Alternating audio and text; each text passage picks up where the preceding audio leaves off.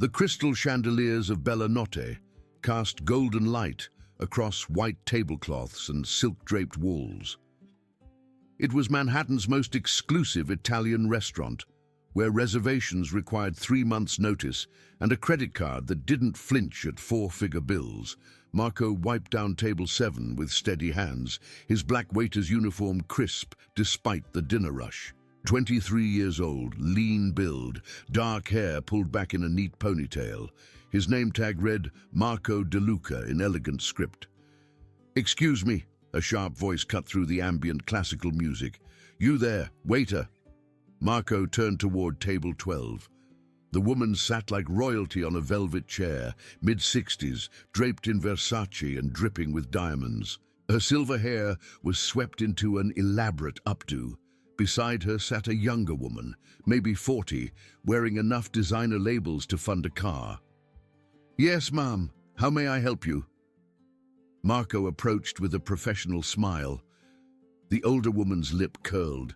She lifted her wine glass by 2 fingers as if it contained poison. "This Barolo tastes like vinegar. Are you trying to poison me, or are you simply incompetent?" Marco kept his expression neutral. "I apologize if the wine isn't to your liking. I'd be happy to bring you something else from our selection." "Don't apologize. Do better." She waved her hand dismissively. "Bring me the 2015 Gaggia Barbaresco, and try not to touch the bottle with your peasant hands." And the younger woman giggled behind her napkin. Marco nodded. "Right away, ma'am." He turned to leave, but her voice followed him like a knife. "C'è schifo. Questi camerieri americani non sanno niente del vino italiano. Sono tutti ignoranti come bestie." She said it loud enough for nearby tables to hear. The Italian words dripped with contempt. How disgusting. These American waiters know nothing about Italian wine. They're all ignorant as animals. The younger woman laughed openly now. "Mamma, stai attenta. Forse capisce l'italiano." "Impossibile. Guarda quella faccia stupida. È chiaramente un ragazzo del ghetto che ha bisogno di soldi." Marco stopped. His shoulders tensed. The older woman had just said, "Impossible. Look at that stupid face. He's clearly a ghetto boy who needs money." The restaurant noise seemed to fade. Marco's hands trembled slightly at his sides. "Professional. Stay professional." He continued toward the wine cellar without looking back. Behind him, the woman continued her performance. "Vittoria, ricordi quando avevamo camerieri veri in Italia? Uomini con classe, con educazione. Non questi niente. Remember when we had real waiters in Italy? Men with class, with education, not these nothings." Marco descended the wine cellar steps. His reflection caught in the glass door, jaw clenched, eyes burning. He grabbed the Barbaresco, $450 per bottle, and climbed back up. The older woman was holding court now, speaking Italian to her daughter, while nearby diners watched with awkward curiosity. "Mio padre aveva ragione. L'America è piena di mediocri che si fingono italiani. Questo ragazzo probabilmente pensa che Milano sia una marca di biscotti." "My father was right. America is full of mediocrities pretending to be Italian. This boy probably thinks Milan is a cookie brand." Marco arrived at the table. He presented the bottle with steady hands. The woman barely glanced at it. "Finalmente. Aprilo dai. E cerca di non farlo sembrare un lavoro così difficile. Finally, open it, come on, and try not to make it look like such difficult work." Marco cut the foil, inserted the corkscrew. His movements were precise, almost mechanical. "Vittoria, dopo cena andiamo da Cartier. Ho visto una collana che farebbe morire di invidia tutte le puttane del mio club." "After dinner we're going to Cartier. I saw a necklace that would make all the whores in my club die of envy." The cork came free with a soft pop. Marco poured exactly 2 fingers into her glass, set the bottle down. The woman swirled the wine, sniffed it dramatically, took a small sip. She made a face. "È accettabile. A malapena. Almeno non sa di piscio come l'altro." "It's acceptable. Barely. At least it doesn't taste like piss like the other one." Marco picked up the rejected Barolo bottle. The woman looked up at him, eyes glinting with cruel amusement. Puoi andare ora. Va a pulire qualche tavolo o qualsiasi cosa facciano I camerieri quando non stanno rovinando la nostra serata. You can go now, go clean some table, or whatever waiters do when they're not ruining our evening. Marco met her eyes. For 3 full seconds, he said nothing. Then, in perfect Italian, not American-accented Italian, but the pure, aristocratic Tuscan dialect of old Florence, he spoke. Signora Marchetti, è passato molto tempo. Vedo che non ha perso l'abitudine di umiliare chi considera inferiore. Sua madre, la defunta donna Lucia, sarebbe profondamente delusa. Mrs. Marchetti, it's been a long time. I see you haven't lost the habit of humiliating those you consider inferior. Your mother, the late Donna Lucia, would be deeply disappointed. The woman's face went white. The wine glass slipped from her fingers, shattering on the marble floor. Red wine spread like blood across pristine white tile. Every table in the restaurant turned to stare. Tu. The woman's voice cracked. Come, Ossi. But Marco continued, his voice soft, deadly calm. E per la cronaca, il Barolo 2016 che ha rifiutato veniva dalla cantina di suo padre. L'ho riconosciuto dalla scritta a mano sull'etichetta. Lui lo firmava sempre così, quando ero bambino e giocavo nella sua villa di Siena. And for the record, the 2016 Barolo you rejected came from your father's vineyard. I recognized it from the handwriting on the label. He always signed it that way when I was a child playing in his villa in Siena. The daughter Vittoria stood abruptly, her chair scraping backward. Mamma, chi è questo uomo? Who is this man? The older woman couldn't speak. Her hands trembled. Diamonds glittered at her throat as she struggled to breathe. The restaurant manager appeared, face flushed. Marco, what's going on here? But Marco's eyes never left the woman's face. Signora Marchetti, he said quietly, allow me to properly introduce myself. Mrs. Marchetti's face had gone from white to grey. She gripped the edge of the table, her knuckles bone white against the tablecloth. Impossibile, she whispered. Impossibile. Marco set down the wine bottle with deliberate care. Around them, the restaurant had gone silent. 50 pairs of eyes watched the scene unfold. The manager touched Marco's shoulder. I need you to step back right now. But Mrs. Marchetti raised one trembling hand. No, aspetta. Wait. She stood slowly, her daughter rushing to support her elbow. The older woman stared at Marco as if seeing a ghost. I tuoi occhi, she breathed. Dio mio, I tuoi occhi. Your eyes. My God, your eyes. Marco's jaw tightened. He could feel something breaking inside him, a dam he'd built over years finally cracking. The memory came flooding back. He was 7 years old, running through the vineyard behind his grandfather's villa in Tuscany. The sun was setting, painting the cypress trees gold. His mother called from the terrace, her voice musical, laughing. His grandfather, Nonno Antonio, sat in his chair overlooking the valley, a glass of wine in his weathered hands. Marco, vieni qui, ragazzo mio. Come here, my boy. Little Marco climbed into his lap. The old man smelled like earth and grapes and tobacco. One day, Nonno Antonio said in Italian, all of this will be yours. The vines, the villa, the winery. You are my legacy. What about Zia Isabella? Marco asked, thinking of his grandfather's daughter. The old man's face darkened. Your aunt cares only for money and status. She married that Marchetti bastard and forgot where she came from. But you, he tapped Marco's chest, you have the soul of this land in you. That was the last summer. 3 months later, Marco's mother died in a car accident on the autostrada. The police called it brake failure. Marco, orphaned, went to live with Nonno Antonio full-time. He remembered his Aunt Isabella visiting the villa, her face hard, her voice sharp. She and grandfather fought behind closed doors. Marco heard words like modificare il testamento e non è giusto and quel bastardo di suo figlio. Change the will. It's not fair. That bastard son of yours. When Nonno Antonio died 2 years later, Marco was 9.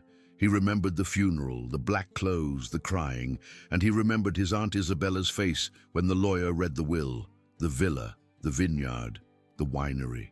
Everything left to Marco, held in trust until his 18th birthday.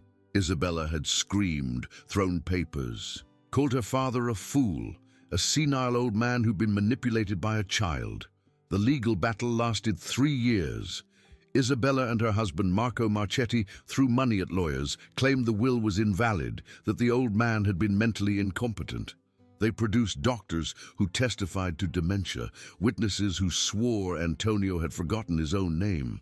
Marco remembered sitting in courtrooms, a 12-year-old boy in an oversized suit, watching his inheritance being torn apart. Isabella won. The court ruled in her favor. Nonno Antonio's will was overturned. At 13, Marco was sent to America to live with his mother's sister in Queens. He left Italy with 1 suitcase and photographs of a grandfather he'd loved and a mother he'd lost. The villa was sold, the vineyard absorbed into the Marchetti empire, every trace of Antonio De Luca erased from the land he'd tended for 60 years. Now, 16 years later, Marco stood in a Manhattan restaurant, facing the woman who'd stolen everything. "Marco De Luca," he said quietly, "Antonio's grandson. Or did you forget my name, along with everything else you took?" Mrs. Marchetti, Isabella, sank back into her chair. Her daughter Vittoria looked between them, confused and frightened. "Mama, chi è?" "Shut up, Vittoria." Isabella's voice was hoarse. Marco felt the manager's hand still on his shoulder. "Someone needs to explain what's happening right now." Isabella's eyes never left Marco's face. When she spoke, her voice had lost all its earlier arrogance. "You were supposed to stay in America. You were supposed to disappear." "I did disappear," Marco said, switching to English. His voice was cold, controlled. "I worked in kitchens. I bussed tables. I put myself through community college 1 semester at a time. And I learned that the woman who destroyed my family likes to eat at expensive restaurants and insult waiters in Italian." "Marco, io," Isabella started. "You thought I was just another ignorant American waiter," Marco continued. "Another nobody you could humiliate to entertain your daughter. You never thought you'd see Antonio's grandson again." Isabella's hand shook as she reached for her water glass. She missed and it toppled, water spreading across the ruined tablecloth. Vittoria grabbed her mother's arm. "We're leaving. Now." But Marco stepped closer. "No, we're not finished." The restaurant manager moved between them. "That's enough. Marco, my office. Now. Ladies, I apologize for—" "Call Roberto Castellano," Isabella interrupted, her voice suddenly sharp. She was recovering, finding her steel. "Tell him Isabella Marchetti needs him. Tell him to bring the contracts." "Mamma, cosa stai facendo?" Isabella stood, drawing herself up. The shock was fading from her face, replaced by something harder. She looked at Marco with new calculation. "You want to discuss the past? Fine. But not here. Not like this." Marco's heart pounded. "What are you talking about?" Isabella's smile was cold. "Tomorrow, noon, my lawyer's office on Park Avenue. If you want answers about your grandfather, about the villa, about everything, come, but come prepared." She swept toward the exit, Vittoria scrambling after her. At the door, Isabella turned back. "And Marco, wear something better than that uniform. Where we're going, you'll need to look like an heir, not a waiter." Marco stood outside the glass tower on Park Avenue, his reflection staring back at him. He'd worn his only suit, charcoal gray, bought from a thrift store in Brooklyn, pressed until the creases were sharp. His shoes were old but polished. He looked like a man trying to belong in a world that had rejected him. The lobby was all marble and money. A security guard directed him to the 42nd floor. Castellano and associates occupied the entire level. The receptionist, a woman with ice-blonde hair and a practiced smile, led Marco down a hallway lined with oil paintings of Italian landscapes. Each one probably cost more than he'd earned in a year. She opened double doors to a conference room. Isabella sat at the head of a massive table, flanked by two men in expensive suits. One was elderly, white-haired, with sharp eyes behind gold-rimmed glasses. The other was younger, maybe 50, with the predatory look of a corporate shark. "Marco," Isabella gestured to a chair across from her. "Sit." He remained standing. "Where's your lawyer?" The white-haired man leaned forward. "I'm Roberto Castellano. I've represented the Marchetti family for 30 years. Please sit down." Marco pulled out the chair, but didn't relax into it. His spine stayed straight, shoulders back, something his grandfather had taught him. Never let them see you comfortable when entering enemy territory. Isabella studied him with cold assessment. She wore black Chanel, pearls at her throat. No diamonds today. She looked like a woman dressed for business, not battle. "You've grown," she said in Italian. "You look like him, like my father." "Don't!" Marco's voice was flat. "Don't pretend there's sentiment here." The younger lawyer cleared his throat. "Mr. De Luca, we've asked you here to discuss a resolution. Mrs. Marchetti has authorized me to offer you compensation for any lingering grievances regarding your grandfather's estate." Marco laughed, sharp and bitter. "Compensation? You stole a villa, 15 acres of vineyard, and a winery that's been in my family for 4 generations. What's the going rate for that?" $2 million, Isabella said. The room went silent. Marco stared at her. "What?" $2 million. American. Transferred to an account of your choosing. In exchange, you sign a document releasing all claims to Antonio De Luca's estate, past and future. You agree never to contest the probate ruling. You agree never to use the De Luca name in connection with any wine-related business. Isabella's voice was businesslike, almost bored. You walk away. We walk away. Everyone moves on. Castellano slid a folder across the table. "The contract is ready for your signature." Marco didn't touch it. His mind raced. $2 million.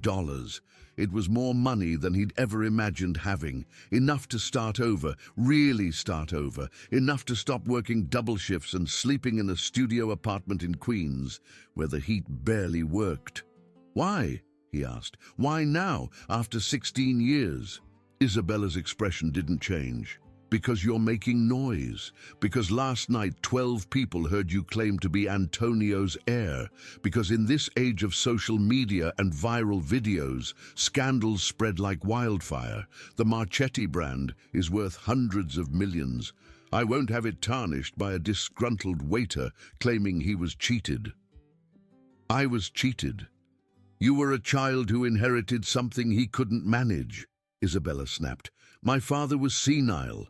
He left a 9-year-old boy a business empire. The court saw reason. I saved that estate from ruin." Marco's hands clenched under the table. "You bribed doctors. You paid witnesses. You bought the judge." "Prove it," Isabella said softly. The younger lawyer cleared his throat again. "Mr. De Luca, we're offering you a generous settlement. I strongly advise you to take it. Legal battles are expensive and uncertain. This way, everyone wins." Marco looked down at the folder. $2 million. He could almost feel the weight of it, the promise of freedom. But something nagged at him. Isabella's confidence, the way she sat there, barely containing a smile. This wasn't desperation. This was control. "You're scared," he said slowly, realization dawning. "You wouldn't offer me anything unless you were scared." Isabella's face tightened. "Don't be ridiculous." "What changed? What happened that made me worth $2 million when yesterday I was just an ignorant waiter?" Castellano and the younger lawyer exchanged glances. "Sign the paper, Marco," Isabella said, her voice harder now. "Take the money. Disappear again. It's what you're good at." Marco stood abruptly. The chair scraped against polished floor. I want to see the probate files, all of them. I want copies of every document from my grandfather's case. Absolutely not, the younger lawyer said immediately. Then we have nothing to discuss. Marco turned toward the door. You're making a mistake, Isabella called after him. You think you can fight me. You have no money, no lawyers, no evidence. I will bury you. Marco stopped at the door. He looked back at her, and for the first time, he smiled. You know what my grandfather used to tell me? He said the De Luca family survived because we knew how to wait. We knew how to watch. We knew that the truth always finds its way to the light, no matter how deep you bury it. He pulled open the door. Marco! Isabella's voice cracked like a whip. She was standing now, her composure finally breaking. You have 24 hours to accept this offer. After that, it's gone, and I promise you, if you try to come after me, you'll regret it. Marco walked out without answering. In the elevator, his hands trembled. He'd just turned down $2 million. He had $300 in his bank account and rent due in a week. But as the elevator descended, his phone buzzed. Unknown number. The text message read, Saw what happened at Bella Notte.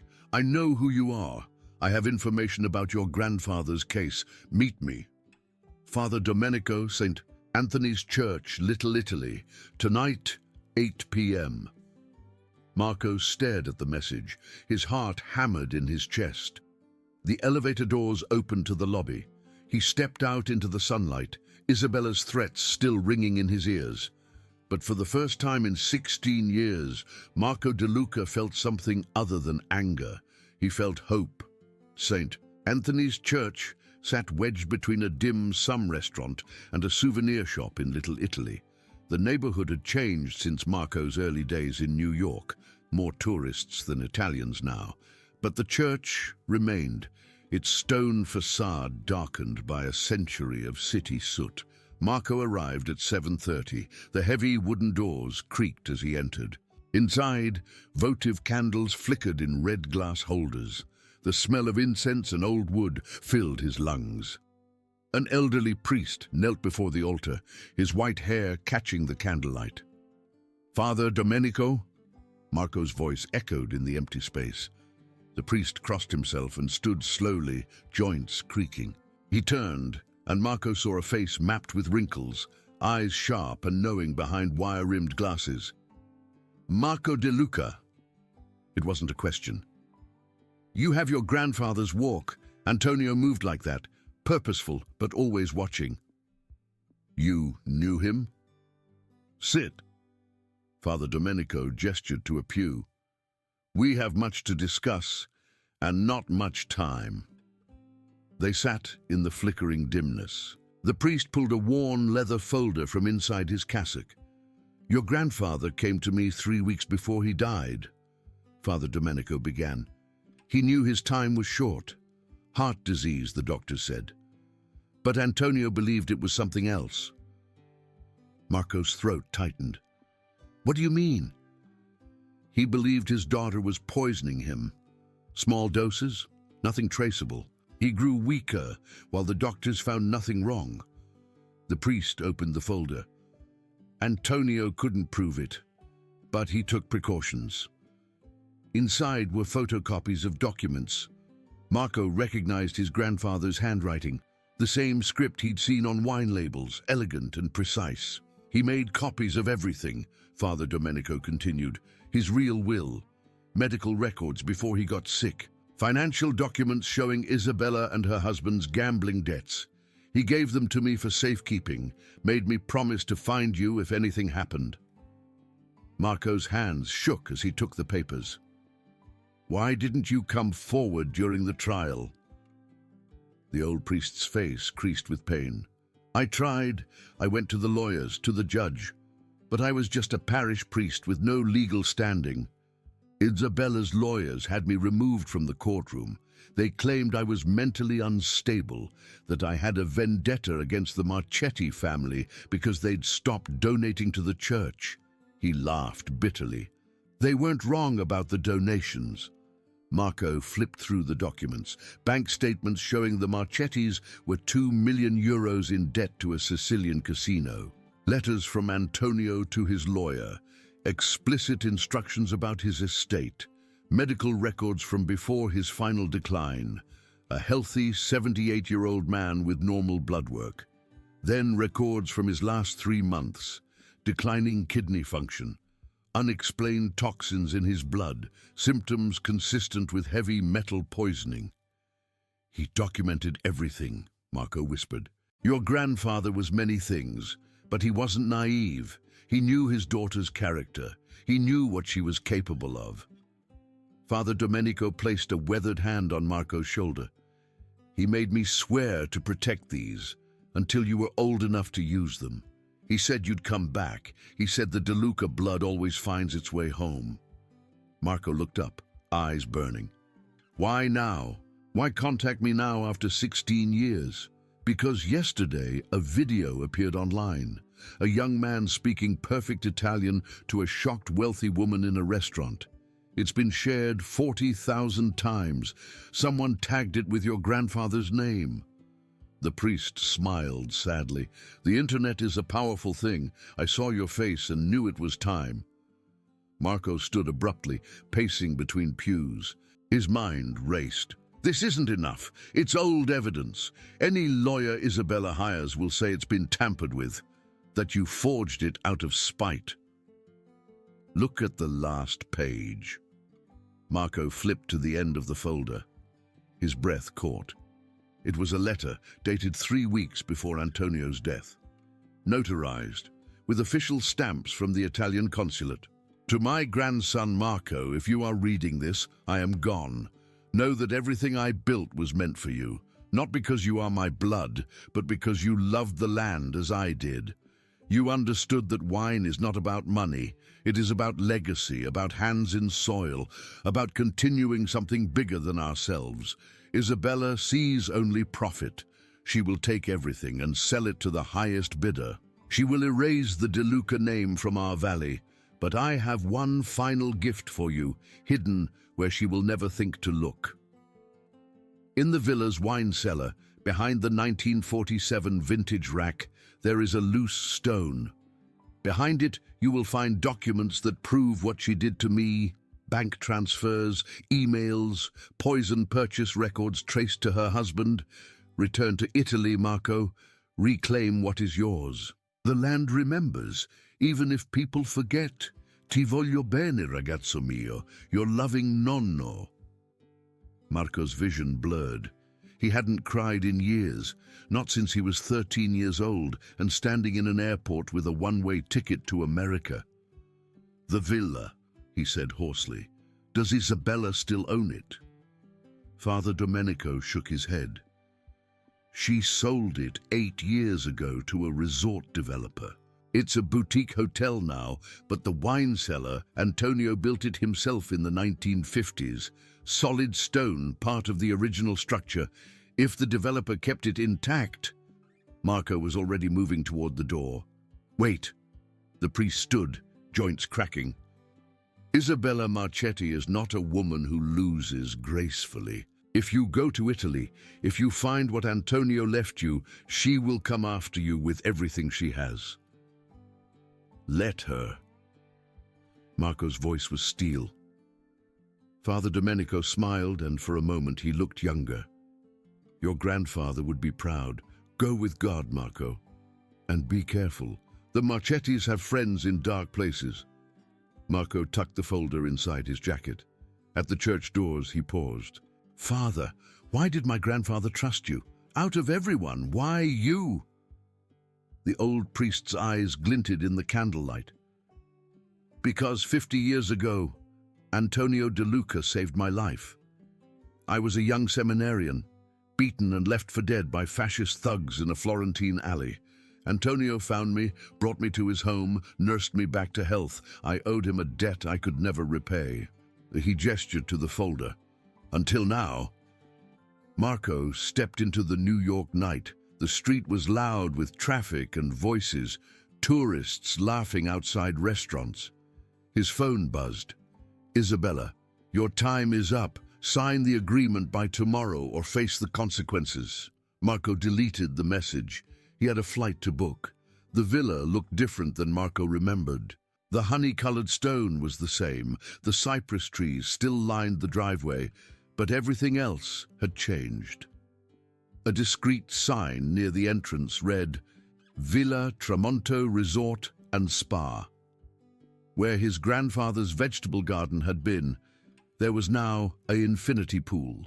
The terrace, where Nonno Antonio had sat with his evening wine, was filled with tourists in designer sunglasses, sipping Aperol spritzes. Marco paid the taxi driver and stood at the gates, his heart hammering. 24 hours ago, he'd been serving tables in Manhattan. Now he was back in Tuscany, standing at the place where his childhood had ended. "Can I help you?" A young woman in a crisp uniform approached from the main building. She spoke English with an Italian accent. "I'd like a tour," Marco said in Italian. "I'm interested in the history of the property." Her face brightened. "Of course. Are you a guest?" "Not yet. I'm considering booking a stay." She led him through the main entrance. The marble floors were polished to mirrors. The walls that had once held his grandfather's family photos now displayed abstract art. But the bones of the house remained, the arched doorways, the hand-carved banisters, the frescoed ceiling in what had been the dining room. "The villa dates back to the 16th century, the guide recited. "It was renovated in 2017 by the Marchetti family before being sold to our current owners. The wine cellar is original to the structure and is one of our most popular features for private events." Marco's pulse quickened. "May I see it?" "The cellar isn't included in the standard tour, but—" She paused, studying his face. "You look familiar. Have you been here before?" "A long time ago." Something in his voice made her reconsider. "Follow me." They descended stone steps worn smooth by centuries of feet. The temperature dropped. The smell hit Marco like a memory made physical. Damp stone, aged wood, earth. His grandfather used to bring him down here, lifting him up to see the dates carved into ancient barrels. The cellar had been modernized with soft lighting and climate control, but the structure was unchanged. Rows of wine racks stretched into shadow. The 1947 vintage section stood against the far wall, exactly where Marco remembered. "I'll give you a moment," the guide said, sensing something. "Call if you need anything."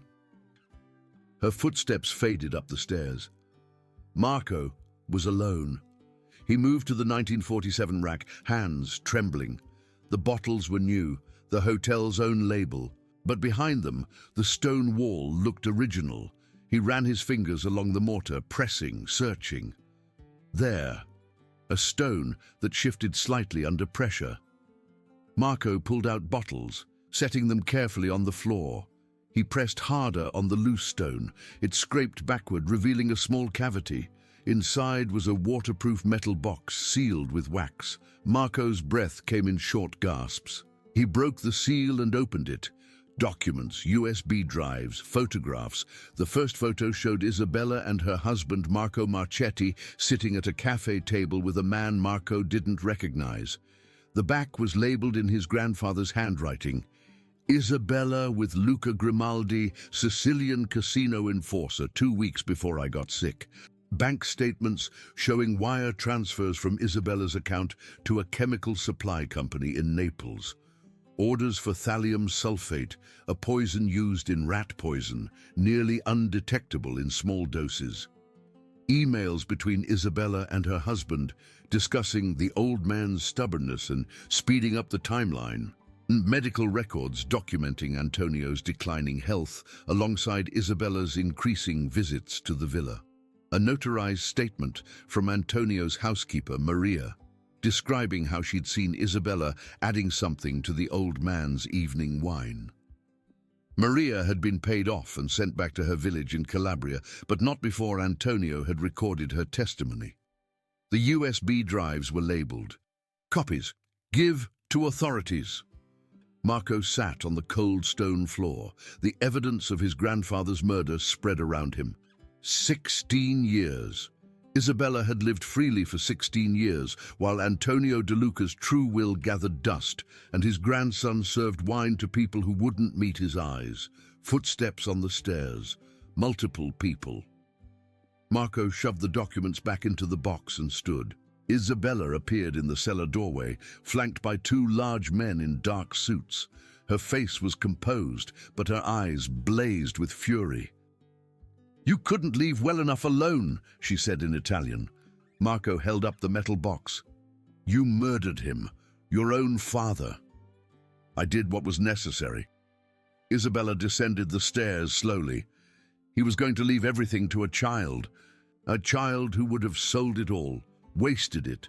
"I saved the family legacy." "You destroyed it." "I built an empire." Her voice echoed off stone walls. "That pathetic vineyard is now part of a wine conglomerate worth 400 million euros. Antonio's precious legacy is more successful than he ever dreamed. Without his name on it, without his soul in it." Isabella gestured, and the two men moved forward. "Give me the box, Marco, last chance." Marco backed toward the stairs. "I've already uploaded everything to the cloud. Copies have been sent to the Italian police, the prosecutor's office, and 3 journalists. If anything happens to me, it all goes public immediately." He was lying. He'd done none of those things, but Isabella didn't know that. She hesitated, uncertainty crossing her face. Marco pressed his advantage. "It's over, Isabella. You can let me walk out of here and face justice with whatever dignity you have left, or you can make this worse. Your choice." The silence stretched. Water dripped somewhere in the darkness. Isabella's face crumpled, the mask of control shattered. She suddenly looked every one of her 67 years, small, tired, defeated. "He loved you more than me," she whispered, "his own daughter, and he loved you more." Marco felt unexpected pity stir in his chest. He loved the land. You never understood that. It wasn't about people, it was about something bigger. He walked past her, up the stairs into the Tuscan sunlight. The villa grounds were full of tourists, oblivious to the drama that had just unfolded below. Marco walked to the edge of the property where the vineyard began. The vines were heavy with grapes, almost ready for harvest. He touched a leaf, feeling its texture. His phone buzzed. "Father Domenico." "Did you find it?"